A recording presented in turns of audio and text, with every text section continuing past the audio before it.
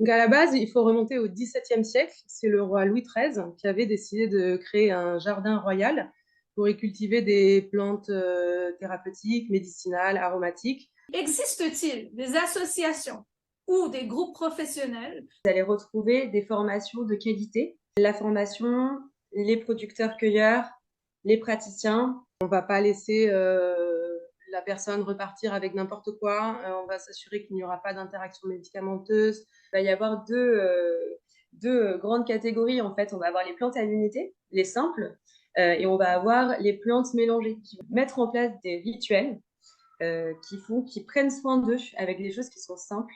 Qu'est-ce que je vais donner comme cadeau à des femmes qui ont une herboristerie? Et maintenant, tout le monde va nous demander le mélange de plantes anti-migraine. Bonjour à toutes et à tous et bienvenue dans ce podcast. Je suis ravie d'accueillir alors aujourd'hui trois beautés herboristes. On va parler de l'herboristerie principalement, du métier d'herboriste, de ses forces, de ses défis, de tout ce qui a trait effectivement aux plantes. On va essayer de vous donner plein de tips, plein de choses comme ça. Et je vais vous les présenter. Donc, alors, on est aujourd'hui avec Alita. Qui va animer le podcast et notamment par tes questions. Bonjour Alita, toi tu nous viens de République dominicaine, tu es herboriste là-bas. Voilà, donc je suis en République dominicaine, je suis herboriste, j'ai été formée dans une école de phytothérapie canadienne, une école canadienne. Vous allez peut-être retrouver ou reconnaître l'accent. Et puis bon, je pratique l'herboristerie depuis 2012 et je suis présentement actuellement dans mon herboristerie et puis je fais la fabrication de produits phytothérapeutiques, des produits à base de plantes médicinales que j'offre à des clients ici depuis 2012. Et il faut que je réexplique juste le contexte, pourquoi on se retrouve comme ça aussi aujourd'hui avec, donc, qui est également Ah oui. avec Pauline et avec Diane. Donc, Diane qui est naturopathe et qui travaille à l'herboristerie du Palais Royal et avec Pauline qui est donc, je peux dire directrice de l'herboristerie du Palais Royal. Oui, on peut dire directrice, on peut dire co-gérante. Ça Voilà. marche Et aussi. donc l'herboristerie du Palais Royal qui a eu quel âge, dis-moi, il n'y a pas longtemps? Alors, on a fêté nos 50 ans. En tout cas, ça fait C'est ça. 50 ans que mon père, Michel Pierre, a repris l'affaire, donc en 1972. Et je suis arrivée à ses côtés il y a quelques années. Voilà. Et toi, Diane, tu es à l'herboristerie aussi depuis un petit moment maintenant. 2022. Donc, ça fait un an et 10 mois Voilà. que je Et, suis là. euh, et, et voilà. Et tu es naturo. Et je tiens à dire aussi que tu as un très beau tarot des plantes que tu as créé aussi, qui est très très beau. Je mettrai en lien et qui est aussi à l'herboristerie du Palais Royal. Merci. Et ça me fait plaisir que vous soyez là toutes aujourd'hui parce que le contexte, on est en Zoom aujourd'hui parce que normalement on aurait dû se rencontrer en vrai parce que Alita m'a contacté cette année pour justement parce qu'elle venait à Paris et elle voulait une interview à l'herboristerie du Palais Royal, présenter tout le métier d'herboriste ici en France. Et malheureusement, ça n'a pas pu se faire avec le décalage horaire. Il y a eu des petits couacs de décalage avec les enfants et au final, on n'a pas pu le faire, mais on s'est dit que c'est pas grave, qu'on le ferait. La magie d'Internet nous a permis de le faire à distance et c'est pour ça qu'aujourd'hui, on est là. Et Alita a plein de questions à te poser, Pauline, et toi aussi, Diane. Avec plaisir. Euh, Alita, si tu veux démarrer, la voie est Oui, libre. super. Donc voilà, alors, pour mettre en introduction à ce podcast d'aujourd'hui. Donc, il va y avoir des questions que je vais poser parce que j'étais fascinée quand je vous ai retrouvé sur Internet. C'est d'ailleurs de cette manière que je t'ai rencontré, Nadège. J'ai cherché, j'ai fait toutes mes recherches sur YouTube et j'ai vraiment voulu vous rencontrer. Donc, je vais poser pas mal de questions qui sont en lien avec l'herboristerie. Toi aussi, je suis sûre que tu vas vouloir me poser pas mal de questions en lien avec comment est-ce que ça se passe ici aujourd'hui. Ça fait longtemps que je voulais avoir ces réponses. Donc, finalement, le moment est arrivé et je suis super contente. Donc, merci beaucoup d'être là et de pouvoir partager ce moment-là. Alors, d'abord, j'aimerais pouvoir savoir. D'abord, il faut que je vous dise que j'ai été à l'arboristerie du Palais Royal, même si vous n'étiez pas là. Et puis, c'était fabuleux. J'ai marché, c'était quoi? C'était les jardins du Palais Royal. Donc, j'ai marché dans tous les jardins. Et je regardais ça et je me disais, wow, comment est-ce que ça devait être dans le passé? Parce que Paris, c'est ça ce que ça éveille chez les gens qui visitent votre ville, c'est ce passé. Et donc, bon, je suis arrivée et j'ai ouvert la porte de l'herboristerie du Palais Royal et j'ai vu toutes les plantes et je me suis dit, je suis arrivée à la maison. Il y a tout ce qu'il faut. Il y avait beaucoup de plantes en vrac et ça m'a vraiment rendue contente de savoir qu'il y a des places comme ça à Paris où est-ce qu'on peut retrouver nos amis, nos alliés, les plantes. Donc, merci beaucoup d'abord pour ce travail-là. Et je voulais juste vous mettre un peu dans l'imaginaire, dans l'imagination de comment est-ce que est la place. Et j'espère que j'aurai les facultés de pouvoir vous mettre un petit vidéo. J'ai filmé aussi quand j'étais là-bas pour que vous puissiez voir et que ça vous donne envie d'y aller et envie de visiter l'herboristerie du Palais Royal. Donc, d'abord, voilà. Donc, mes questions, c'est, est-ce que vous pouvez me parler un peu de l'histoire, de l'origine et de l'origine de l'herboristerie du Palais Royal? Mhm. Donc à la base, il faut remonter au XVIIe siècle. C'est le roi Louis XIII qui avait décidé de créer un jardin royal pour y cultiver des plantes thérapeutiques, médicinales, aromatiques, pour que les herboristes et médecins de l'époque puissent faire des recherches et trouver des remèdes pour les maladies de l'époque. Et au fil du temps, c'est devenu un grand centre de recherche sur les médicaments à base de plantes. Et il a été décidé en 1739, le roi a décidé de créer une boutique, l'herboristerie du Palais Royal, qui puisse vendre à la population les remèdes qu'ils avaient trouvés. Donc ça, c'est 1739. Au fil du temps, la boutique connaît une renommée nationale et internationale. Et à l'époque, elle était située dans les jardins du Palais Royal, puisque le jardin est entouré de galeries avec tout plein de boutiques. Et ensuite, en 1903, la boutique a été transférée à son emplacement actuel, donc au 11 rue des Petits Champs, là où nous sommes. D'ailleurs, avec un nom de rue qui colle parfaitement pour une herboristerie. Ouais. Et en 1903, donc c'était toujours des herboristes diplômés qui tenaient la boutique. Et en 1972, ce sont mes parents qui se sont présentés à l'herboriste qui était en place et qui cherchait des repreneurs parce qu'elle souhaitait prendre sa retraite. Elle a passé une annonce petite anecdote, une annonce dans Libération, dans le journal, et mon père l'a vu et ils étaient sur le bassin d'Arcachon à l'époque. Ils sont montés à la capitale, se sont présentés. Il y avait une queue incroyable de gens qui se présentaient. Et puis ça a matché. Elle les a choisis, elle les a formés pendant plusieurs années. Et ensuite, elle a pu prendre sa retraite et mes parents sont restés donc à la tête pendant, de là maintenant, ça fait donc 51 ans. J'en ai des Wow, c'est frissons. J'en ai des frissons. fabuleux, c'est fabuleux. OK, donc, et qu'est-ce qui rend, donc vous êtes là depuis plus de 51 ans, et qu'est-ce qui rend l'herboristerie du Palais Royal unique? On a un très large choix de plantes. C'est vraiment notre cœur de métier. C'est la plante donc sous forme de tisane, mais on la propose aussi sous forme de poudre. On a une large gamme de plantes en poudre qu'on ne trouve pas ailleurs. Ensuite, on s'est aussi adapté aux époques. Il faut savoir que dans les années 70, Rika Zaraï, je ne sais pas si vous connaissez, qui était une chanteuse de mémoire, qui a créé un livre sur la santé au naturel et qui disait que les tisanes étaient fantastiques et étaient à trouver à l'herboristerie du Palais Royal. Je ne sais pas pourquoi je divague sur ça, mais ça a été un grand boom dans les années 70. Et notamment à cette époque avec l'explosion des compléments alimentaires. Tous les laboratoires se sont mis à faire donc de la plante en gélule, en liquide, en ampoule, ce qu'on appelle un complément alimentaire. Et là, il y a eu une vraie explosion du marché. Et c'est ce qui rend justement unique notre boutique, c'est que notre cœur de métier, c'est la tisane, mais on a aussi tous ces compléments alimentaires qui viennent compléter l'action des plantes sous forme de tisane. Et on a aussi un très large choix de cosmétiques naturels Voilà, ça c'est pour les produits que l'on propose et nos clients nous disent toujours qu'on est une vraie caverne d'Alibaba et que c'est difficile de repartir les mains vides. Et surtout, ce qui fait vraiment notre force, c'est le conseil.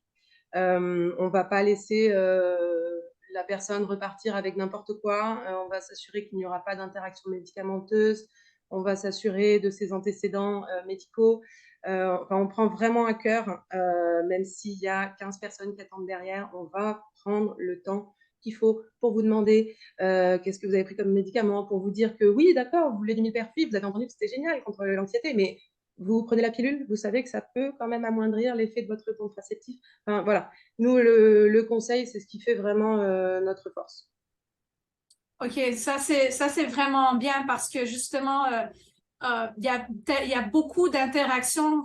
Ben, il y a des interactions possibles avec les plantes et les médicaments, et surtout que de nos jours, une personne peut prendre non seulement un médicament, mais un cocktail de médicaments à la fois. Et alors, avoir accès à un espace, un endroit où est-ce que les gens ont non seulement la connaissance des plantes, mais le temps aussi de pouvoir vous donner de l'information sur si ces plantes ont une interaction avec ce que vous prenez ou pas, c'est très difficile à avoir parce que normalement, tu dois travailler en consultation privée avec un naturopathe ou un herboriste pour pouvoir avoir cette information-là. Donc, le fait que vous ayez ça, ça vous rend vraiment unique. Vraiment, là, c'est un plus, comme on dit.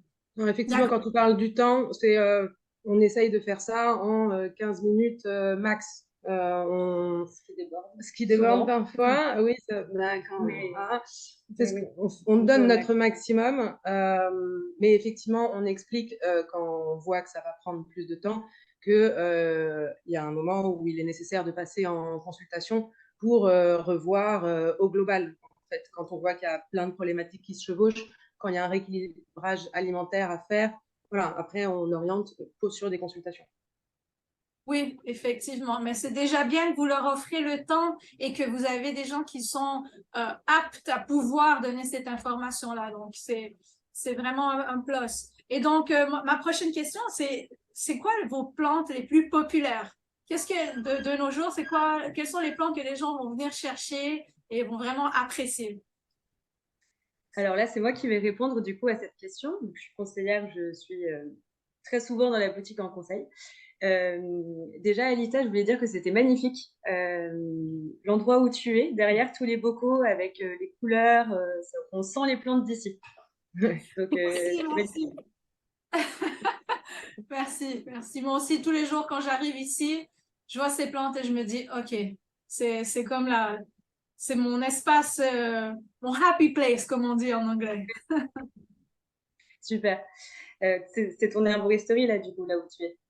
Exactement. C'est un petit espace dans un petit village et j'offre justement, comme vous voyez derrière, la possibilité d'avoir accès à des plantes en vrac, à faire aussi les mélanges et je fais aussi une fabrication de certains produits standards pour tous les maux les plus communs, les symptômes les plus communs que les gens vont avoir besoin selon ce que j'observe dans la dynamique d'ici. Ils sont fabriqués avec des plantes qui sont d'ici le plus souvent possible, des plantes que je fais soit pousser. D'ailleurs, je vous ai donné un petit cadeau de la clitoria. C'était des plantes que je fais pousser dans mon jardin. Des plantes que je vais avoir, je vais aller moi-même collecter. Ou sinon, c'est des plantes qui vont être importées puisque leurs propriétés médicinales sont difficiles à retrouver dans des plantes locales parce que je suis encore dans l'élaboration de mon matériel médical et des monographies des plantes locales. Je vais vous partager aussi bientôt une belle monographie que je suis en train de faire sur la clitoria. Mais donc, comme je suis très méticuleuse sur les détails, je préfère avoir une monographie complète avant de pouvoir me lancer à 100% sur l'utilisation d'une plante d'ici. Et comme j'ai été formée dans l'école d'herboristerie canadienne, et donc c'est vraiment des plantes de l'Europe, nord-américaine, et certaines plantes de l'Ayurveda, de la médecine traditionnelle chinoise, mais mon étude de la pharmacopée caribéenne, ça fait depuis 2014 que je l'ai entamée. Et puis, je suis à un assez bon niveau, mais je veux arriver à un niveau d'expertise. Et puis, c'est un travail de longue haleine, mais c'est ce qui me passionne et c'est ce qui me donne envie de me réveiller tous les jours. Donc, voilà. Quand tu dis une monographie, pour les gens qui connaissent pas, Alita, C'est quoi la définition en fait?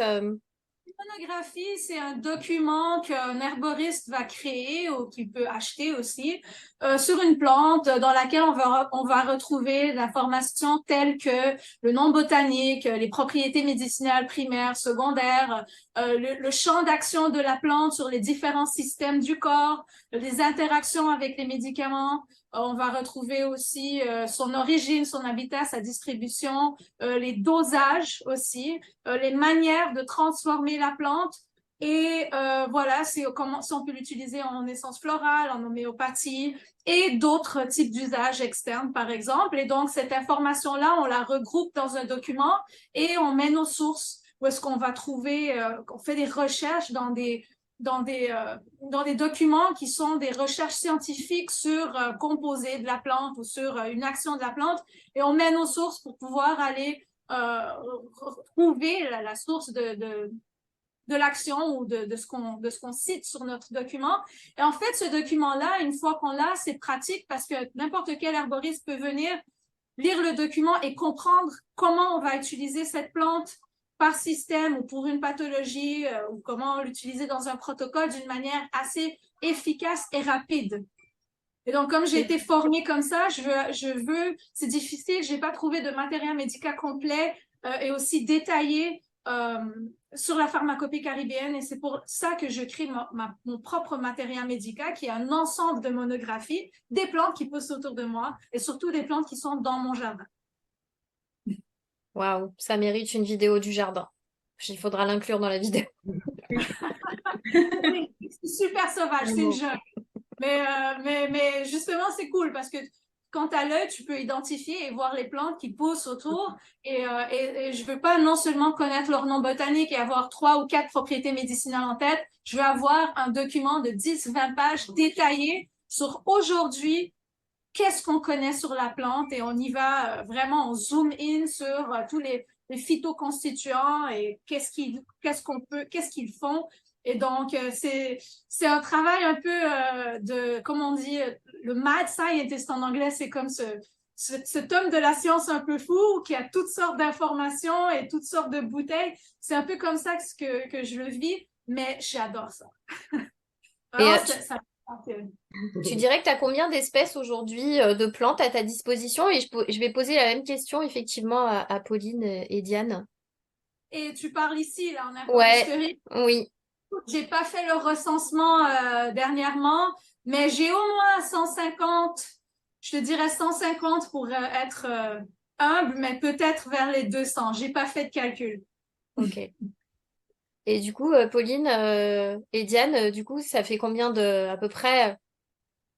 Nous, on travaille avec environ 350 plantes, majoritairement de la pharmacopée européenne. Et on va avoir 30% issus d'autres pharmacopées, principalement asiatiques, par exemple. Ok. C'est fabuleux. Alors, pour rebondir du coup peut-être sur les plantes les plus populaires, à la boutique, va y avoir deux grandes catégories. En fait, on va avoir les plantes à l'unité, les simples, et on va avoir les plantes mélangées qui vont être nos tisanes, alors ou plaisir ou tisanes confort, qui vont plutôt cibler des problématiques plus précises.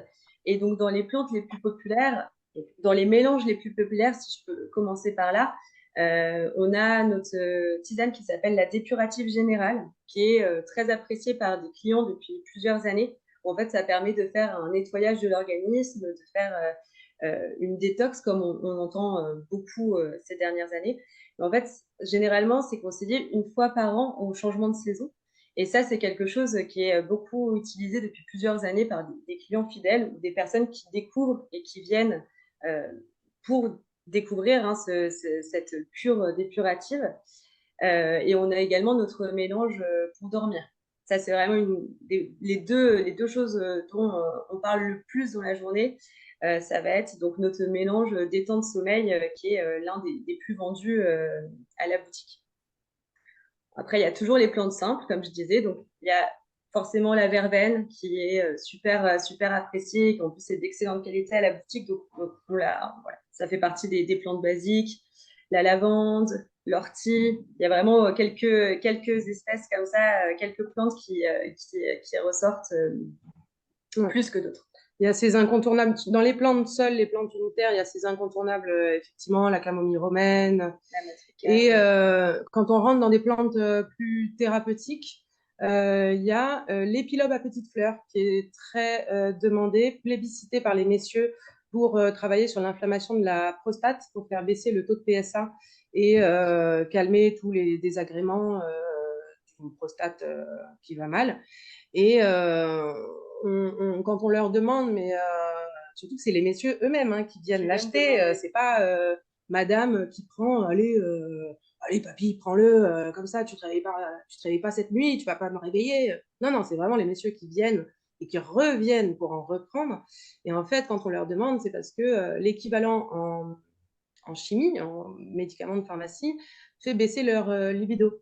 Alors que l'épilobe à petites fleurs et les plantes, il y en a d'autres aussi qu'on propose sur la prostate, la racine d'ortie, enfin, les plantes n'ont pas ce désagrément-là et sont tout aussi efficaces. C'est fabuleux. Donc, vos superstars, quand vous parlez de la verveine, c'est la verveine citronnée, c'est ça? C'est ça, c'est la verveine citronnée. Et donc, on en a une qu'on a tout au long de l'année qui nous vient soit de France, enfin du sud de la France ou d'Espagne, ça dépend des récoltes. Et on a aussi un partenariat avec non, je ne vais pas dire son nom, c'est notre savoir-faire, on ne va pas divulguer, avec un cueilleur qui est en Corse et qui nous récolte une verveine incroyable, gorgée de soleil, avec un goût citronné incroyable, mais par contre avec des récoltes limitées. Donc ça, on n'en a pas tout au long de l'année.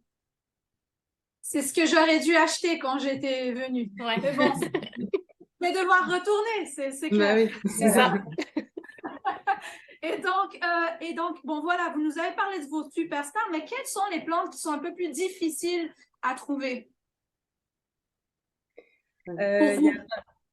Par exemple, il y a les bâtons de guimauve qui sont pas forcément, qu'on trouve pas dans beaucoup d'herboristeries. Moi, qui suis une grande voyageuse d'herboristerie, dès que je voyage, je veux en visiter.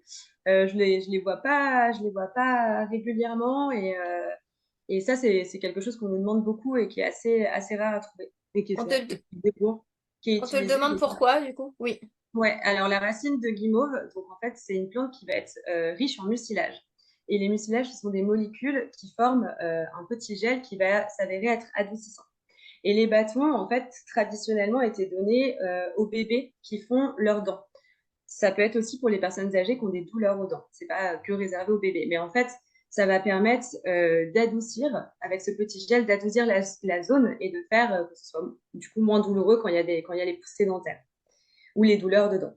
Ça se mâchouille en fait. Il faut faire attention. Généralement, on les aime bien quand ils sont bien larges, pour pas qu'ils soient trop fins. Et on garde évidemment sous surveillance le bébé pour pas qu'il y ait de petits accidents. Mais voilà, ça fonctionne très bien. On a de super retours dessus et puis ça permet d'avoir quelque chose à mâchouiller. Je pense que les enfants ont testé. Ah oui, j'ai un bébé de 6 mois à la maison et oui, il le lâche pas son bâton. Et c'est fou parce que je lui donne aussi du camellia, c'est des gouttes homéopathiques. Le résultat n'est pas du tout le même, quoi. Avec le bâton, il me le mâchouille 5-10 minutes et ça y est, le sourire est revenu, ça marche super bien. Et en fait, ce qui se passe, c'est que les bâtons de guimauve, on en trouvait beaucoup plus facilement il y a une dizaine d'années, mais avec le dérèglement climatique, nos cueilleurs ont commencé à avoir des racines qui étaient de plus en plus fines. Pour faire un bâton qui soit utilisable pour être mâchouillé, il faut qu'il ait une grosseur de l'équivalent d'un diamètre de 2 centimes. Donc quand même un diamètre suffisamment large. Et donc il y avait cette problématique-là où les racines ne parvenaient pas à grossir suffisamment. En plus, ce sont des racines qui sont pelées à la main. Donc ça fait c'est un temps fou pour peler ces racines exactement comme il faut. Mais on a notre cueilleur qui cueille pour nous en exclusivité. Je ne donnerai pas son nom. C'est super. Et donc, j'ai deux trucs sur lesquels j'aimerais venir là-dessus. Le premier, c'est en fait, tu sais, moi aussi, j'ai eu une petite fille et quand on a eu des problèmes avec les dents, ce que j'ai trouvé qui a fonctionné super bien, c'était un mélange d'huile essentielle de camomille allemande avec, dans une huile, que ce soit de l'huile de coco, avec quelques gouttes du Rescue Remedy du Dr. Bach. Et puis, c'était miraculeux parce que je lui frottais ça sur la gencive et elle passait d'être irritable et de pleurer à jouer et chanter en quelques minutes. Et donc, voilà, donc ça m'a aidé. Et puis, j'ai commencé à le faire pour des amis qui avaient des enfants. Et j'ai vraiment eu des résultats incroyables avec ça. Mais je savais pas pour la racine de guimauve. C'est vraiment une bonne idée. Et puis, ça m'amène à me poser la question sur, quand vous dites que vous avez vos gens chez lesquels vous demandez vos plantes, chez lesquels vous achetez vos plantes, c'est des petits producteurs, comment vous travaillez à ce niveau-là? Avec qui vous devez fournir vos plantes? C'est au cas par cas, en fonction de la provenance de chaque plante. On essaye un maximum de s'approvisionner en France et en direct aux cueilleurs, aux paysans herboristes. Maintenant, tout ne pousse pas en France. Malheureusement, sur ces 20 dernières années, il y a de plus en plus de cueilleurs, de paysans herboristes qui ont laissé tomber parce qu'ils n'arrivent pas à vivre de leur métier. Donc, il y a de plus en plus de plantes qu'on ne peut plus trouver en France. Donc, on est amené à se fournir plutôt en Europe de l'Est. Il faut savoir que dans tous les pays d'Europe de l'Est, ils sont extrêmement bien organisés depuis toujours au sein de coopératives qui marchent très bien, avec une qualité de plantes incroyable, vraiment. Et nous, on a décidé il y a 8 ans d'être plus transparent sur l'origine de nos plantes, c'est-à-dire qu'on met exactement le nom du pays. On ne met plus Europe ou Amérique du Sud, on met le pays exact, donc Pologne, Macédoine. Et au début, certains clients ont eu certaines réticences à voir des pays d'Europe de l'Est, mais donc on a fait un gros travail de pédagogie et d'explication sur le fait que heureusement qu'ils sont là, parce que eux, le métier, ils le font très bien. Les plantes sont de belle qualité. Et on fait, donc tout est testé en laboratoire pharmaceutique là-bas, dans chaque pays d'origine. Et nous, on fait tout retester en laboratoire pharmaceutique en France pour que ça corresponde aux critères habilités selon la pharmacopée française, puisque les dosages vont différer d'un pays à l'autre. On se référera toujours à la pharmacopée française. Et on essaye un maximum d'acheter en bio. Maintenant, toutes les plantes ne sont pas disponibles en bio. Maintenant, si nous, les analyses bactériaux, métaux lourds, pesticides, insecticides sont propres, ben, on va considérer que même si elle n'est pas bio, je préfère l'avoir sur mon rayon que malheureusement ne pas l'avoir. On essaye toujours d'être français. Maintenant, il y a aussi des plantes qui ne poussent pas en France. Le boldo, il viendra toujours du Chili. L'arpagophytum, il viendra toujours d'Afrique. Donc là aussi, on est obligé de... Alors, on ne s'approvisionne pas nous-mêmes aussi loin parce que c'est un vrai métier de faire de l'importation, exportation de plantes. Au niveau des douanes, c'est des très gros dossiers qu'il faut monter. Et donc, on passe à ce moment-là par des grossistes, mais de nouveau, on tient à passer par des grossistes implantés en France et qui suivent les règles de la pharmacopée française, implantés en statut laboratoire pharmaceutique. C'est vraiment un gage de qualité. Il y a une réalité de consommation aussi, de stock disponible pour les petits producteurs, par exemple, en France. C'est vrai qu'à l'herboristerie, il y a certaines références sur lesquelles on a tellement de demandes aussi qu'en fonction des saisons, tout le stock ne peut pas être aussi entièrement pris à un endroit. Ouais. Sur la feuille d'ortie piquante, on en écoule 250 kilos par an. Et la semaine dernière, oui, j'ai eu un petit cueilleur qui est venu et je lui ai dit, bah, vous pouvez me fournir 250 kilos. Je savais qu'il allait pas pouvoir, mais lui, il pouvait me fournir 20 kilos.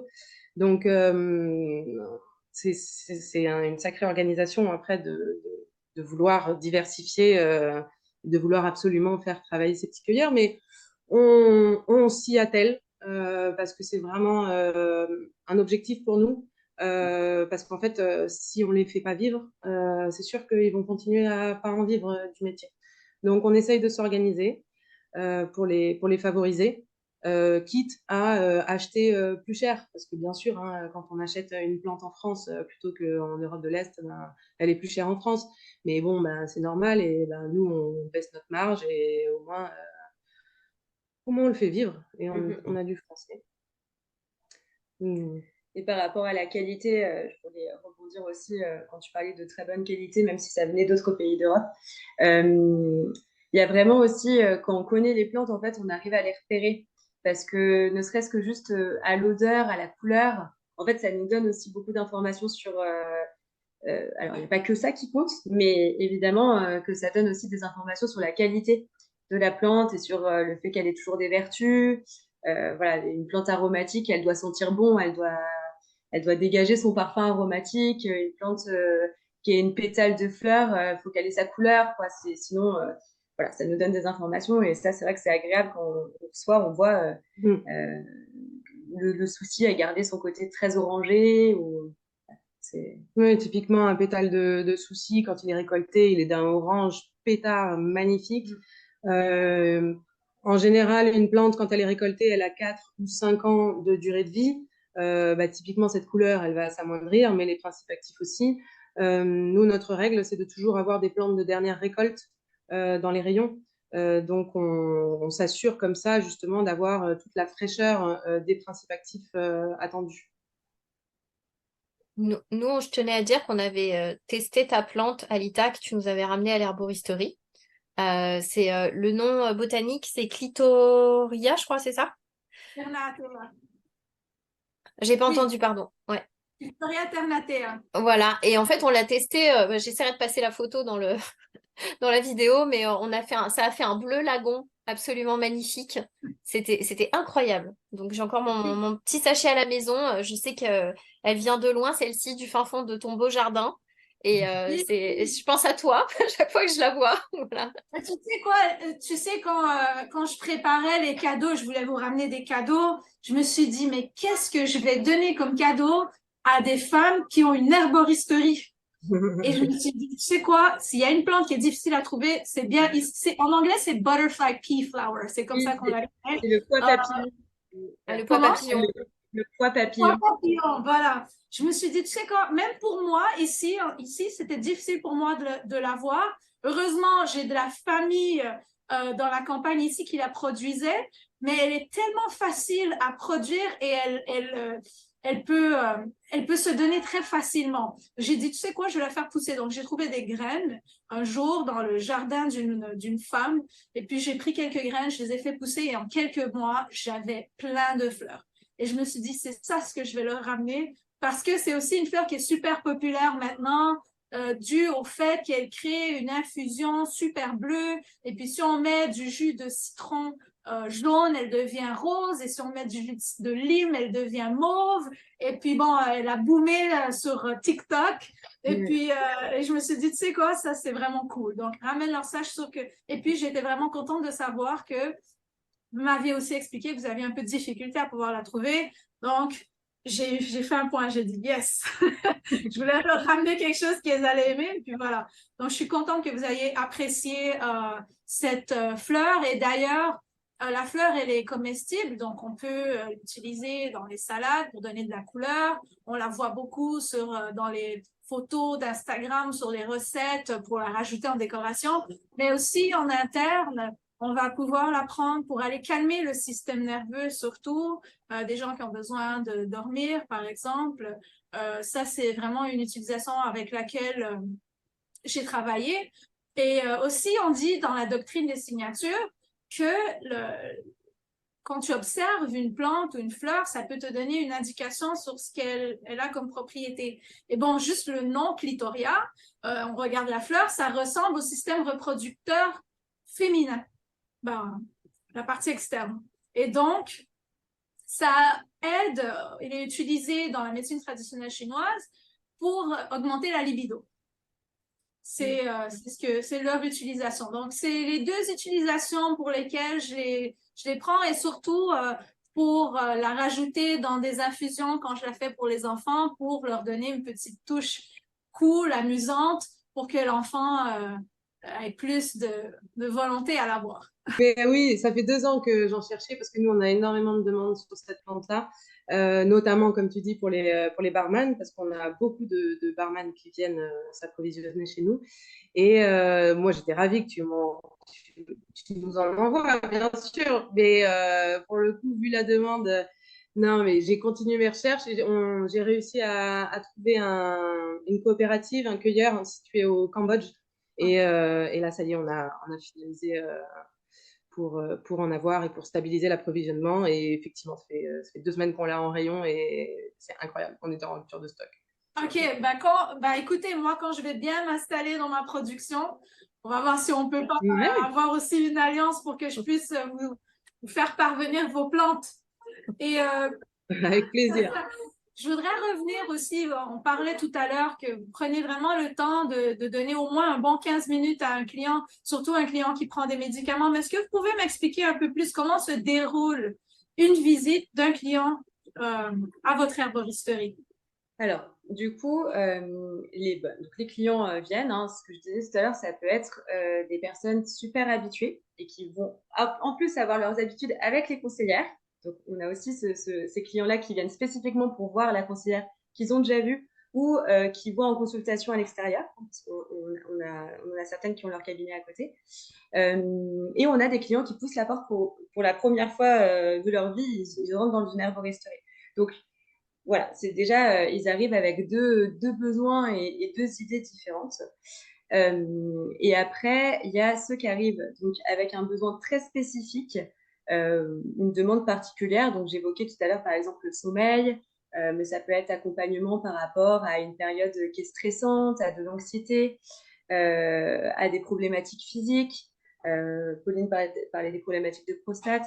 Voilà, ça peut être plusieurs demandes. Et donc là, nous, on va prendre le temps d'essayer de cibler si la personne a des précautions d'emploi avec les plantes, s'il y a des traitements qui sont en cours, s'il y a des problèmes de santé, ce qu'elle a déjà testé. S'il y a une préférence aussi en termes de consommation de tisane ou de gouttes ou de gélules, parce que nous, en tisane, pour qu'il y ait une action qui soit thérapeutique sur le corps, il faut en boire une certaine quantité. C'est pas juste une tasse isolée une fois tous les 3 jours qui va fonctionner. Donc il y a des personnes, c'est juste impossible de leur faire emmener un thermos d'1 litre. On essaye toujours de commencer par proposer ça, mais voilà, parfois c'est pas forcément réaliste avec les rythmes de vie ou les métiers que chacun fait. Donc on essaye vraiment d'adapter au maximum, de comprendre en fait au maximum le besoin de la personne et de pouvoir répondre après au mieux par rapport aux produits qu'on va avoir à la boutique. Et justement, quand ça dépasse un peu trop de temps, parce que on n'a forcément absolument pas le temps de rester une durée trop longue avec la personne, et même de toute façon, après, ça rentre dans quelque chose qui peut être trop profond, qui n'est pas forcément le lieu. En fait, l'herboristerie n'est pas forcément le lieu, même pour des raisons aussi d'intimité, en fait, parce qu'il y a aussi beaucoup de clients qui sont dans la boutique. Donc là, on peut renvoyer aussi, ou en consultation avec une naturopathe ou praticienne herboriste de la boutique, ou même aussi vers d'autres thérapeutes. Parce que ça, c'est aussi un des points forts de la boutique, c'est qu'on a aussi un répertoire de praticiens en santé alternative. Euh, je vais résumer comme ça, mais de confiance et qui sont spécialisés aussi. Et ça, c'est vrai que c'est quelque chose qui arrive régulièrement de pouvoir renvoyer vers quelqu'un qui va pouvoir répondre à la demande plus précise de la personne. Et voilà, je pense que ça mérite d'être plus su parce que je pense qu'il y a beaucoup de personnes qui choisissent un peu au hasard parfois leur thérapeute et qui y vont un petit peu sans trop savoir pourquoi ou sans trop mettre de conscience dans leurs demandes. Voilà. Je pense que ça peut être aussi un lieu d'aiguillage pour certaines personnes. Donc, on a des gens qui vont venir quand ils sont en crise d'hémorroïdes, et on va leur expliquer que c'est dû à une mauvaise circulation du sang. Donc, on va leur dire en première étape, pour une première cure, OK, on va travailler avec du marron d'Inde ou notre tisane hémorroïde, mais pensez-y que dans un deuxième temps, il faudrait venir travailler votre circulation du sang au global.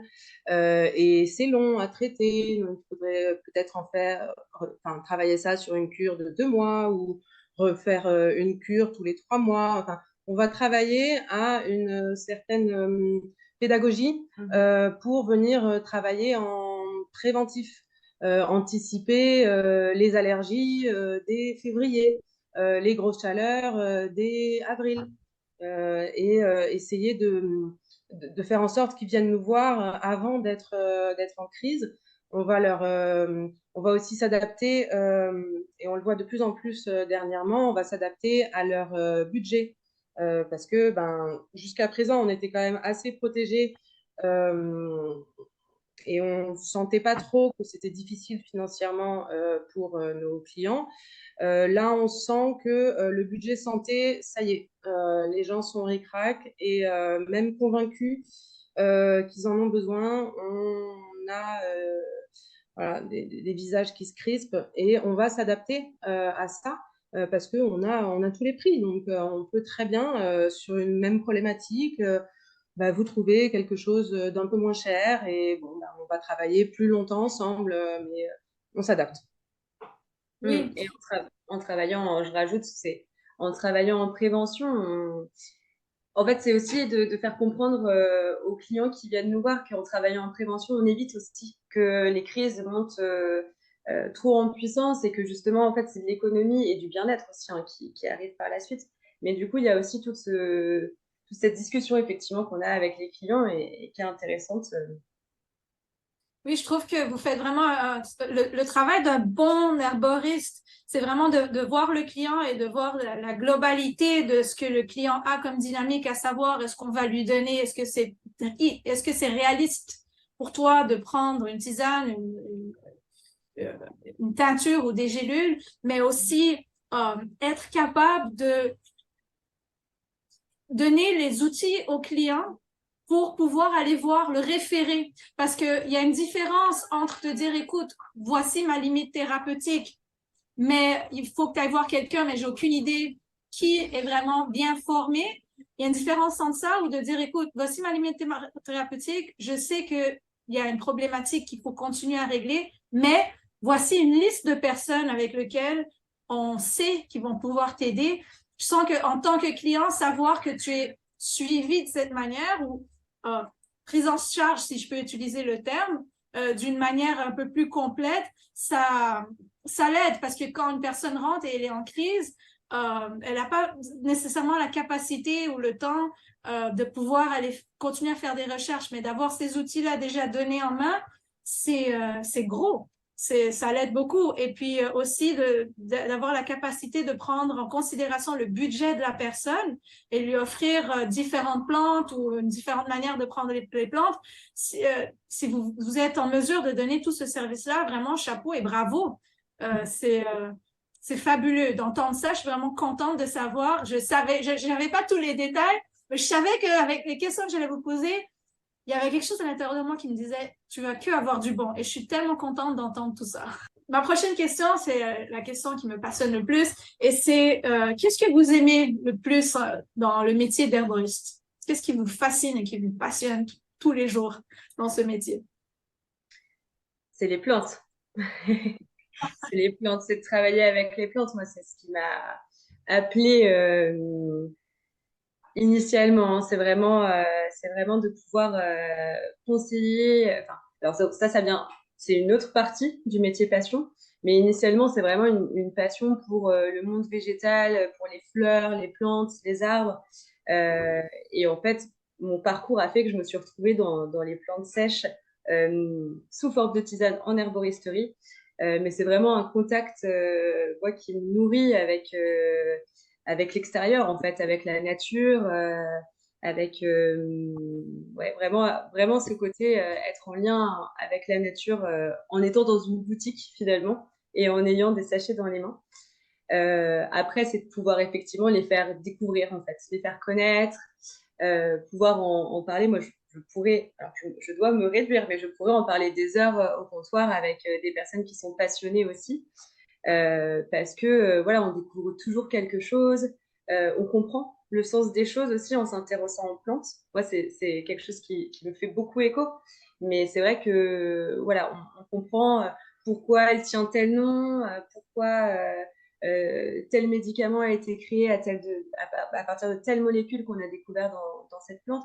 Donc, ça donne aussi une compréhension un peu plus générale, je trouve, des choses qu'on utilise au quotidien. Parce qu'en fait, il y a plein de choses qui sont à base de plantes et c'est super intéressant de le découvrir. Et donc, voilà, la deuxième partie, moi, de ma réponse, c'est effectivement le contact client. Ça donne des clés pour pouvoir parler de plein de choses dont on ne parle pas suffisamment au quotidien. Ça donne des façons de faire aussi, de consommer, de prendre soin de soi, qui sont différentes à celles qu'on nous propose le plus facilement aujourd'hui. Et voilà, je trouve que s'il y a vraiment... Clairement, j'essaie de me restreindre sur cette réponse parce que je pourrais ouvrir plein de possibilités, plein de fenêtres en tout cas, mais voilà, ça permet aux personnes de mettre en place des rituels qui prennent soin d'eux avec des choses qui sont simples, qui ont un coût, mais qui ne sont pas forcément trop onéreuses et qui apportent plein de bonnes choses dans la journée, que ce soit au corps physique, mais au mental, voilà, au fait de s'ouvrir une petite pause bien-être pour soi. Je m'arrête là. Oui. Moi, j'ai envie de te dire, des fois, alors le contact humain, c'est extraordinaire. Et des fois, on rigole aussi quand même, il faut le dire, hein, aux gens qui regarderont cette vidéo, qui écouteront ce podcast. Mais des fois, il y a quand même des perles quand même de clients, parfois. On rit aussi, hein, parce qu'il y a eu des bonnes, voilà, il y a des bonnes histoires des fois. S'il y a des petites anecdotes, s'il y en a qui vous reviennent, ça peut être rigolo. Mais voilà, des fois aussi, ça fait partie du travail avec le public aussi. Donc, j'en ai pas d'exemple là comme ça qui vient, mais je sais qu'il y a des Non. fois, on a... Voilà. Non, mais typiquement, dans ce genre de choses, il y a des quiproquos sur les noms des plantes. À une époque, on écrivait sur les paquets tous les noms, les autres noms connus de la plante. Les noms traditionnels du sud de la France, par exemple. Et donc, sur la tisane de prêle, on écrivait son nom connu dans le sud de la France, qui est que de renard et que de rat. Et on a eu un jour une cliente qui nous l'a ramené parce qu'elle, il est hors de question qu'elle boive une tisane avec de la prêle, de la queue de renard et de la queue de rat. Elle n'en veut pas. Donc c'était très drôle de devoir expliquer que en fait, oui, nous on l'appelle prêle, mais en fait dans le sud ils l'appellent queue de renard et ils savent très bien que ce n'est pas de la vraie queue de renard. C'est comme la traditionnelle bagarre entre le nord qui appelle le pain au chocolat et le sud qui La appelle chocolatine. la chocolatine. Voilà. Ou une cliente qui un jour nous a ramené de la griffe du chat. La griffe du chat, c'est une excellente plante immunostimulante. Et cette dame nous expliquait qu'elle adorait les chats et qu'elle ne voulait pas qu'on leur fasse du mal en leur enlevant leurs griffes pour en faire une tisane. C'est mignon. Et le contact au client, voilà, là, c'est des petites anecdotes mignonnes, rigolo. Mais moi, c'est vraiment le retour des clients qui me portent chaque jour, qui donnent du sens à mon travail. Le fait de... Alors, bon, moi, pour le coup, je suis moins en clientèle, en contact clientèle. Je laisse ça aux conseillères qui sont plus calées que moi et moi, je m'occupe de derrière, quoi, tout ce qui peut être de la gestion d'une entreprise, l'approvisionnement, des plantes, des produits, la comptabilité, le juridique, le marketing, ça n'en finit plus. Mais ce qui nous porte tous, c'est les clients qui reviennent nous voir pour nous remercier parce qu'ils se sentent beaucoup mieux. Ils reviennent avec leurs frères, leurs cousins, leurs collègues de travail, leurs petites filles. Nous, on travaille que sur le bouche à oreille. On n'a jamais payé aucune communication, aucune publicité. On a toujours juste bien fait notre travail et après, ça fait effet boule de neige tranquillement. Et la boutique ne désemplit pas, donc le bouche à oreille est plutôt positif et c'est ce qui nous porte tous. Et moi, d'avoir une équipe qui est tellement passionnée et qui est ravie de bien faire son travail avec des clients qui reviennent pour dire merci, on est ravis de se lever tous les matins. C'est super. Et toi, Alita, du coup, qu'est-ce qui Bah, t'a écoute, poussé à devenir arboriste? bon, qu'est-ce qui m'a poussée à devenir herboriste? Moi, mon histoire, elle est un peu, elle est spéciale parce que, en fait, je finissais l'université à Montréal dans un programme de communication et j'ai commencé à avoir des maux de tête chroniques, des céphalées de tension chronique. Et puis, ça m'a poussée à devoir arrêter une année. J'allais continuer directement au master et j'ai dû arrêter parce que c'était invalidant. Et puis, durant cette année sabbatique, je me suis posé des questions à savoir est-ce que je voulais continuer vraiment dans le master en communication ou pas. Et finalement, j'ai pris quelques cours par-ci, par-là et j'ai trouvé un livre d'ethnobotanie. Et là, je me suis dit, attends une seconde, il y a quelque chose ici. Et puis finalement, j'ai réalisé que j'étais fascinée à comprendre comment est-ce que l'humain, pouvait vivre en harmonie avec la nature, mais aussi utiliser la nature pour pouvoir se guérir. Et j'ai tombé sur cette école d'herboristerie qui est Flora Medicina, c'est une école canadienne au Québec. Et puis, j'ai commencé le premier cours. Dès la première phrase du premier cours, j'étais, comme on dit, accro.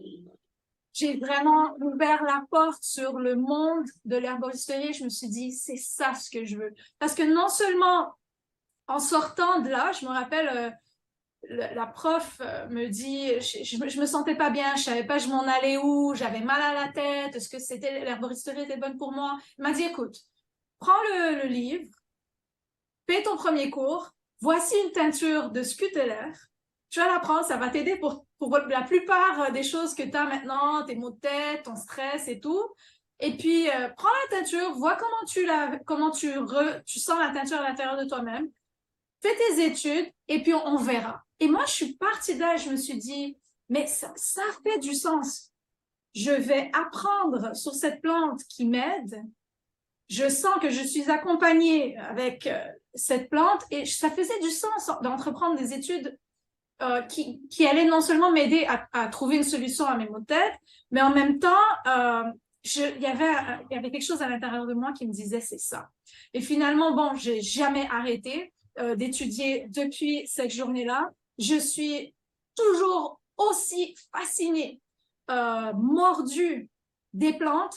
Et puis, ma réponse, c'est que tout ce que Pauline et Diane ont dit, tout ça, c'est ce que je vis et c'est ce que je ressens. Donc, je ne vais pas répéter, mais je peux rajouter que, par exemple, ça m'a pris quelques années avant de pouvoir trouver une solution à mes maux de tête, mais j'ai trouvé le mélange de plantes qui m'a aidé pour mes maux de tête. Et puis, en plus, il y avait deux différents maux de tête. Il y avait des maux de tête qui étaient liés à la digestion. Il y avait aussi des maux de tête qui venaient après avoir eu mes règles dues à un vide de sang. Et puis, j'ai réussi à trouver les plantes, la combinaison de plantes ou de suppléments pour pouvoir en arriver, mettre fin à mes symptômes. Et puis, ce que j'aime beaucoup dire, c'est que oui, j'adore les plantes et je me sens tellement bien en nature. Je suis fascinée par la beauté des fleurs. J'étudie la botanique, j'ai plein de livres de botanique. Je peux regarder des photos de fleurs et pleurer de gratitude parce qu'il y a tellement de beauté dans les fleurs. Et oui, j'adore aider les gens et recevoir le feedback des gens quand les gens viennent me voir et me disent je me sens mieux, merci. Ça, c'est ma paye, c'est ma vraie paye. Je sens aussi que c'est un métier qui a vraiment, c'est une vocation qui a vraiment une raison d'être parce qu'on aide des gens qui sont dans des moments qui sont vraiment difficiles, où est-ce que leur santé n'est pas qu'ils n'ont pas une bonne santé et puis on leur donne des outils. On est le pont entre le monde des plantes et l'humain et on leur facilite la compréhension de ce qu'ils doivent prendre pour ce moment-là. Donc, je sens vraiment que je suis utile à la société. Et non seulement ça, une des parties les plus puissantes de ce travail, c'est me redonner la souveraineté de ma santé. Donc, puisque je connais comment mon corps fonctionne, puisque je connais la pathologie et je sais ce que la plante fait et comment la prendre, je sens que je rentre en puissance dans la capacité à pouvoir me guérir. Et donc, cette force-là, c'est quelque chose que je vais avoir. C'est un outil que je veux avoir en poche. Je pense que même si j'avais pas eu cette passion pour l'herboristerie, j'aurais quand même voulu avoir les connaissances de comment m'auto-guérir le plus possible. C'est clair qu'on a toujours besoin d'aide ou d'accompagnement ou de l'avis de quelqu'un d'autre, mais avoir le plus possible cette connaissance, cette capacité à savoir quand mon corps n'est pas en homéostasie, où est la racine du problème et qu'est-ce que je peux prendre et comment le prendre par moi-même. Avoir cette connaissance-là, pour moi, c'est super important. Donc, voilà, je pense que c'est ce que j'avais à rajouter sur le pourquoi le métier d'herboriste. Et maintenant, tout le monde va nous demander le mélange de plantes anti-migraine. Oui, je ne peux pas vous laisser avec un petit goût à j'en veux plus. C'est le Trifala. Le Trifala pour tout ce qui est maux de tête liés ou causés par des problèmes digestifs, surtout des problèmes de foie. Le Trifala est excellent pour ça. Une plante ayurvédique, de la pharmacopée indienne. Tu voulais Voilà. rajouter, Diane? Ouais. Oui, nous, on aurait tendance à conseiller la partenelle, la grande camomille, OK, oui, qui est oui. très intéressante pour les maux de tête et notamment les maux de tête digestifs en lien avec le foie. Histoire de rajouter aussi une autre. Tu as son amertume. Voilà, et d'ailleurs, je ne l'ai pas essayé celle-là. Donc, je l'essayerai, mais c'est clair que l'amertume va aider. Mais existe-t-il des associations ou des groupes professionnels d'herboristes à Paris ou des organisations qui soutiennent la pratique de l'herboristerie ou des herboristes en région? Oui, alors, oui, et alors un peu nuancé, c'est que c'est un domaine qui est assez particulier quand même, parce que donc on sait que le diplôme n'est plus reconnu en France depuis 1941. C'est l'année où le diplôme certificat d'herboriste qui était délivré a été supprimé. Donc, il s'est passé plusieurs choses. Là, aujourd'hui, pour répondre dans le présent, il y a plusieurs structures de l'ordre des syndicats, de l'ordre de fédérations, de l'ordre d'associations qui sont présentes. Alors, dans la France, hein, on parle de manière nationale, hein, c'est pas que Paris. Et donc, la plus, enfin, c'est pas la plus, c'est dans celle qui existe, on va avoir la Fédération française des écoles d'herboristerie, donc la FFEH, où là, vous allez retrouver des formations de qualité euh, pour, euh, pour se former au métier d'herboriste. Donc, dedans, il y a l'école des plantes de Paris, il y a l'école lyonnaise des plantes, il y a Interplan, il y a plusieurs, il y en a une qui est en Bretagne aussi, alors je ne les ai plus tous en tête, mais voilà, ça va plutôt être des structures comme ça qui englobent le métier. Euh, L'autre qui est très importante, qu'on connaît bien aussi, donc il y en a plusieurs, c'est une fédération qui va regrouper les paysans herboristes. Donc là, ce sera plutôt les cueilleurs. On a le syndicat qui est assez connu, qui est le syndicat des simples, qui regroupe des petits paysans herboristes en France qui travaillent beaucoup justement sur la connaissance des plantes. Donc ça, on l'a pas encore évoqué, mais des plantes qui sont hors monopole pharmaceutique et des plantes qui sont sous monopole pharmaceutique, des plantes qui poussent sous nos climats en France, sur voilà, comment les cueillir. Donc, et ils ont un cahier des charges qui est très, très pointilleux aussi. Donc, eux aussi, ils travaillent beaucoup sur le soutien de ce métier d'herboriste, même s'ils sont plutôt dans le côté producteur. Il y a la guilde aussi des herboristes qui a été créée il n'y a pas très longtemps. Donc là, ça sera plutôt pour les praticiens herboristes, donc ceux qui sont en cabinet. Donc là, j'ai évoqué la formation, les producteurs-cueilleurs, les praticiens. Il manque les herboristeries de comptoir, comme nous, en fait. Donc c'est quelque chose qui est discuté, d'ailleurs, actuellement. Il y a plusieurs personnes en herboristerie de comptoir qui se réunissent pour voir quelle structure pourrait être intéressante pour qu'il y ait quelque chose de commun, en fait, pour représenter ces personnes qui font ce métier-là aujourd'hui en France. Et les structures qui sont déjà installées dans ce métier, ouais.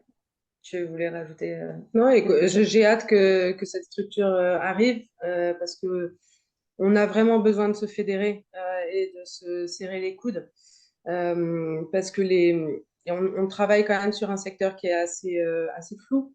La loi française n'est pas assez claire pour encadrer notre métier.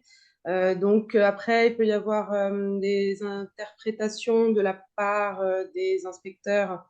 Donc on est encadré, on est inspecté par les fraudes qui, selon les régions, peuvent avoir des réponses différentes, des contrôles différents parce que dû à une interprétation propre des textes. Et donc, moi, personnellement, je m'en rends compte parce que j'ai un avocat qui défend d'autres herboristeries françaises. Et donc, quand je le consulte, il me dit, ah bah oui, bah, un tel, on lui a pas dit ça hein, au fin fond de la France, là-bas. Donc, grâce à ça, je peux voilà, répondre que c'est les sujets à interprétation, mais voilà, on n'a pas tous les moyens de passer par un avocat et on aurait tout intérêt à se fédérer. J'étais encore ce week-end à Lyon pour rencontrer une herboristerie qui marche très bien et elle me disait la même chose, il faut qu'on se serre les coudes pour faire perdurer le métier. Et qu'est-ce qui serait un des avantages principaux de vous fédérer? Ben de demander une interprétation juste de la loi, de demander une loi plus juste, enfin plus claire hein, en fait. Et moi, enfin, nous, ce qui nous importe aussi beaucoup, c'est que le métier soit mieux encadré par la loi, qu'on nous dise quel diplôme est nécessaire pour ouvrir une herboristerie. Sur ces dernières années, on en voit de plus en plus ouvrir et j'en suis ravie. Mais quel contrôle est fait au niveau des connaissances de la personne qui conseille, de l'enjeu qu'il y a à ne pas poser les bonnes questions par rapport aux médicaments qui sont pris. On voit sur le secteur des huiles essentielles, on en voit maintenant dans les magasins de décoration avec des vendeurs qui s'improvisent conseillers parce qu'ils ont lu un bouquin de 20 pages sur comment utiliser les huiles essentielles sans, sans connaissance de l'impact que ça peut avoir sur le foie, sur la santé. Et y a un réel besoin d'encadrement pour une meilleure protection de la population. Puis on ne sait plus non plus de quoi on parle en vendant des huiles essentielles dans d'autres types de magasins pour d'autres utilisations. En fait, on l'a beaucoup vu pour des diffusions, pour parfumer la maison, pour même parfois pour des produits d'entretien. En fait, et en fait, on ne sait plus du coup de quoi on parle à la base, qui est quand même à la base un produit très très concentré moléculairement des propriétés actives de la plante et qui s'utilise vraiment avec des conseils spécifiques, avec une conscience aussi. Et voilà, on a aussi eu des retours en magasin à l'herboristerie de clientes qui s'étaient abîmé la peau, par exemple, en fait, avec une huile essentielle, tout simplement en la mettant dans son bain.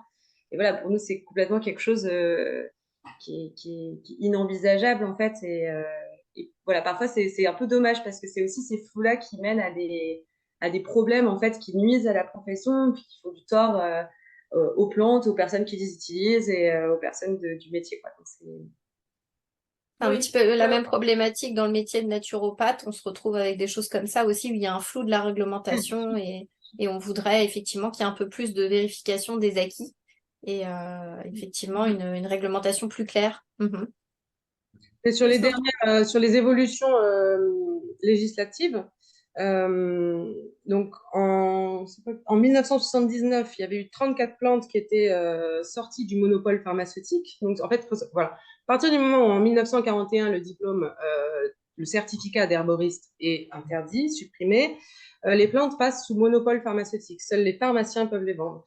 En 1979, il y en a 34 qui sortent de ce monopole pharmaceutique et qui sont libéralisés, que l'on peut trouver n'importe où. En 2008, il y en a 148 qui sont libéralisés, que l'on peut trouver n'importe où, donc dans des boutiques de décoration. J'ai rien contre les boutiques de décoration, hein, mais c'est juste que parmi ces 148, il y a quand même besoin d'un minimum de conseils, d'encadrement. Bon, et on a eu la chance en France d'avoir un grand monsieur qui s'appelle Joël Labbé, qui est un sénateur qui a passé 12 ans au poste de sénateur. Malheureusement, il vient de rendre son siège là cette semaine.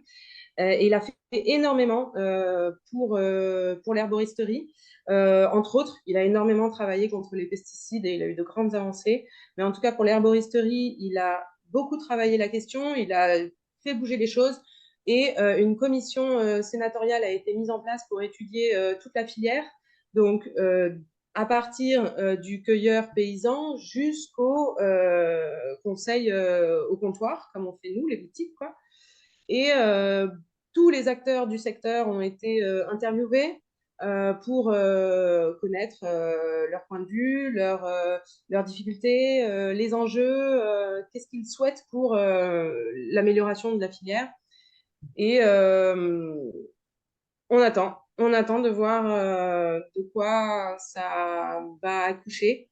Il était dit que plus de plantes allaient être sorties du monopole pharmaceutique, ce qui pourrait être très intéressant, surtout que cette liste a été sélectionnée en fonction des acteurs du secteur, de gens qui s'y connaissent. Ça résoudrait certaines aberrations, comme par exemple avec la bruyère, qui est une excellente plante pour lutter contre les... Non, je ne dis pas cette phrase, je n'ai pas le droit de dire que ça lutte contre les cystites. Ça lutte contre les problèmes urinaires de la femme. Et en fait, elle est autorisée sous forme de complément alimentaire en gélule, en gouttes, et on n'a pas le droit de la vendre sous forme de tisane. Elle fait partie du monopole pharmaceutique, alors que sur une problématique urinaire, c'est quand même la forme la plus intéressante. Même pour les gens qui sont pressés, qui boivent pas de tisane, mais en fait, ils boivent pas d'eau de base. C'est pour ça qu'ils ont une infection urinaire. Ah bon, pardon, je caricature, mais c'est souvent. Non, mais c'est ça, tu as raison, hein, tu as raison. Hein. C'est la réalité. Ouais. Non, vas-y. Non, mais voilà, c'est ça. Et donc, j'espère qu'ils vont accoucher d'une plus grande liste de plantes libéralisées, malgré le fait que Joël Labbé soit parti. On croise les doigts. Mais merci, monsieur Ouais. Labbé, en tout cas, ce que vous avez fait. Et merci d'avoir soulevé cette problématique, effectivement. Et toi, Alita, je voulais te demander, au niveau d'une situation de crise, en fait, que tu vis aussi de ton côté. Oui, que je vis ou plutôt que j'observe. Donc, Ouais. voilà, donc je vous raconte brièvement une histoire. Il y a une tradition dominicaine dans laquelle les femmes ou des hommes ont cette connaissance de savoir quelles sont les plantes médicinales qui poussent aux alentours. Donc, ils vont aller chercher ces plantes médicinales, des racines, des feuilles, des troncs et tout, et ils vont préparer ce qu'on appelle des botellas. Donc, le processus, c'est qu'ils vont faire bouillir dans des gros chaudrons ces plantes, ce mélange de plantes pendant plusieurs jours à feu doux. Et puis, cette décoction va être mélangée avec un type d'alcool, que ce soit du vin ou quoi que ce soit, et ils vont faire des bouteilles. Et ces bouteilles-là, en général, on a 3 différents types de bouteilles. Tu as la bouteille pour les reins, donc pour tout ce qui est problème de reins. Tu as la bouteille de limpieza, ce qui veut dire de nettoyage, donc des plantes dépuratives qui vont aller aider à nettoyer le sang.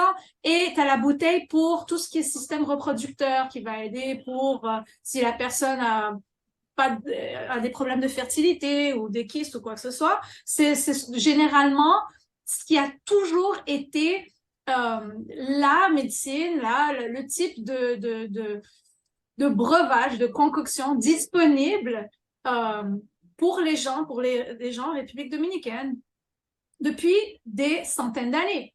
Et donc, ce qui est arrivé, c'est que j'ai été visiter cette femme qui préparait les bouteilles dans le fin fond de la montagne de la République dominicaine. Et cette femme avait décédé. Et donc, j'ai demandé à son fils, j'ai dit, est-ce que toi, tu sais quoi faire? Et lui, il m'a regardé comme ça, avec la main sur le mur. Ses 2 enfants qui devaient avoir 5 et 7 ans, ils étaient sur des tablettes. J'étais choquée de voir des enfants sur des tablettes au fin fond de la campagne de la République dominicaine. L'Internet arrivait là. Et puis, il m'a dit non, ni moi, ni ma femme, on sait pas, encore moins les enfants. Et là, j'étais choquée. Ça fait environ 7 ou 8 ans de ça. J'étais choquée, je me suis dit, mais attends, qu'est-ce qui se passe? Si cette femme n'a pas délégué ce savoir ancestral, ce savoir oral, cette tradition orale à son fils, il doit y avoir plus de personnes comme ça, comme elle, qui sont les dernières personnes à porter cette tradition, à avoir ce savoir-là, qui ne l'ont pas délégué. Et effectivement, j'ai posé la question à plusieurs personnes, incluant une femme qui travaille justement avec moi en herboristerie. Sa grand-mère avait toute cette connaissance et je lui ai dit, mais qu'est-ce que tu attends pour aller voir ta grand-mère et prendre un livre et tout écrire? Et elle m'a dit, ma grand-mère, en fait, elle ne peut plus parler, elle n'a plus de force, elle est clouée au lit, donc elle ne se rappelle plus de rien finalement. Et c'est une situation qui est assez critique parce que quels sont les enjeux à avoir qu'une société qui avait accès à toute cette information, toute cette souveraineté, de cette connaissance des plantes qui poussent, de ces plantes endémiques et locales, que ces gens-là n'aient plus accès à ces remèdes. Et donc, bon, pour l'instant, la seule chose que je fais, c'est d'en parler. Donc, d'en parler dans mes médias sociaux, de partager cette information-là. Il y a aussi une autre solution, c'est d'aller chercher ces personnes dans la communauté, donc dans ma communauté, aller chercher ces personnes qui existent, qui ont encore cette connaissance et d'essayer de trouver des jeunes dans la communauté qui ont cette curiosité ou cet intérêt et les mettre en contact et non seulement les mettre en contact, mais un peu les encadrer pour pouvoir leur donner la capacité d'avoir des outils qui vont non seulement leur permettre de bien apprendre et de bien prendre en note tout ce qu'il faut, mais aussi peut-être leur donner quelques outils au niveau business pour que eux, dans leur communauté, ils puissent continuer à faire ce travail parce que c'est un travail, c'est un métier et pouvoir en vivre. Donc, leur donner un peu un intérêt économique à continuer avec cette tradition-là. Donc, moi, je ne sais pas pourquoi je trouve ça alarmant.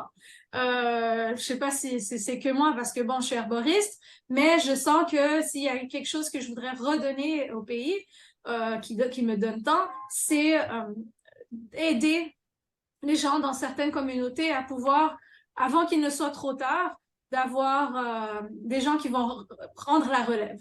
Les filles, on arrive à la fin de ce podcast, hein. Je vais juste vous poser une dernière question. Moi, je voudrais que vous me donniez chacune un coup de cœur que vous avez pour une plante ou un remède. Voilà.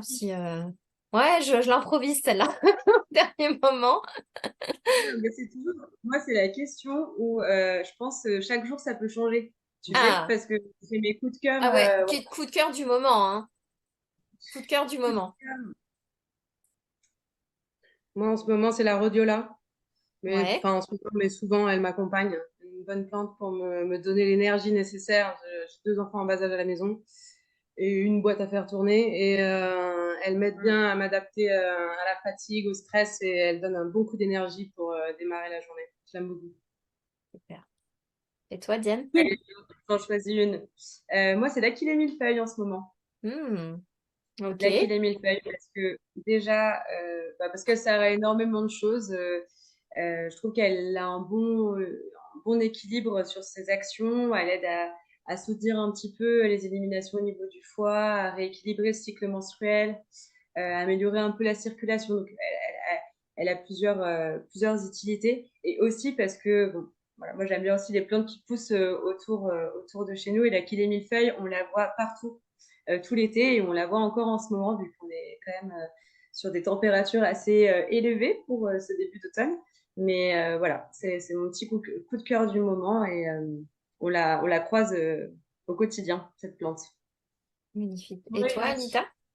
ben moi, écoute, moi, j'ai été avec le buzz, comme on dit, le hype, avec la fleur de lotus bleu, et je vais la montrer ici. D'ailleurs, Magnifique. commencez, regardez-moi cette beauté, s'il vous plaît. Magnifique. Elle sent la framboise. Donc, Wow. mais je l'utilise surtout pour aller me calmer. Donc, ça va être ma tisane à prendre en fin de journée. Je sais que je dois quand même avoir un peu d'énergie pour continuer à donner toute l'attention à ma fille, mais je vais me calmer pour être vraiment zen et relax. Donc, je vais me faire une infusion de fleurs de lotus bleu. Ça l'aide beaucoup avec les douleurs et je sens que mon sommeil est beaucoup plus profond, plus récupérateur. Je sens que mes paupières sont beaucoup plus lourdes la nuit et comme le sommeil, c'est aussi un des thèmes très récurrents ici. Donc, j'aime beaucoup la conseiller et je fais une extraction dans la glycérine végétale de fleurs de lotus bleu et donc ça lui donne un bon goût, c'est plus facile à prendre et c'est vraiment mon coup de cœur du moment. J'ai succombé au hype de la fleur de lotus. Magnifique. Moi, je Elle est parlerai juste de la vitamine D3. C'est mon coup de cœur du moment. magnifique. Et voilà, ça permet effectivement, pareil, d'être moins fatigué, d'avoir moins d'inflammation, s'il y a des petits rhumes qui passent, ils durent pas longtemps, on les attrape pas non plus. Je prends 4000 unités internationales par jour et ça me fait le plus grand bien. Voilà. Les filles, je voulais On vous en a une remercier. très très Ouais. bonne de la marque Vital Plus. Oui, Excellente marque française. merci Pauline. Les filles, je voulais Donc, vous remercier. Un grand merci. Tu voulais dire quelque chose, Alita? Tu voulais ajouter quelque chose? pour tous ceux qui regardent et qui vont vouloir nous connaître et savoir en connaître Oui, plus sur nous, on va s'assurer de tout mettre dans les commentaires ou dans la partie du bas. Vous allez avoir accès à savoir où est l'herboristerie du Palais Royal à Paris, comment te joindre, toi, Nadège, mon site web, tout va être là comme ça. Si vous voulez entrer en contact avec nous, vous allez retrouver toute l'information. voilà. Et surtout, mettez des pouces si vous avez aimé ce premier podcast. Voilà, n'hésitez pas. Donc, et sur les vidéos, parce qu'on va le mettre sur YouTube et également sur un podcast. Un grand merci à toutes les trois, hein, Pauline, Diane et Alita. Vraiment, ça a été un plaisir d'être avec vous et merci d'avoir livré autant aussi d'informations. J'ai trouvé ça passionnant. Tant mieux. Merci. Pareil ici. Merci beaucoup. Merci Merci. beaucoup pour votre temps et merci Nadège d'avoir fait de nous avoir mis en contact. Je suis vraiment contente. Et je tiens à vous dire que j'adore Paris. J'adore le Temporisterie. C'était un rêve. C'était vraiment un rêve de marcher dans. Et quand tu as raconté sur l'histoire du palais royal et que les jardins étaient là, je me suis dit, je savais qu'il y avait de la magie dans cet endroit. Et donc, je vais revenir et je veux vraiment pouvoir vous rencontrer. Je vous ramènerai d'autres plantes fascinantes de mon jardin à vous faire découvrir. Et merci pour le travail que vous faites. Vraiment, merci pour ce Merci à travail. toi. Bon, pour Donc, le coup, nous, on n'expédie pas en République dominicaine. Mais faut y aller, on ira. Voilà. Faut aller visiter en Voilà. fait. Ouais. voilà. Mais Voilà. sinon, pour tous ceux qui nous regardent, on expédie dans toute la France et dans plein de pays d'Europe. Donc, n'hésitez pas à regarder sur notre site et à nous appeler si vous avez besoin de conseils. Super. Merci les filles. Merci Merci Nadège, merci Anita. À bientôt.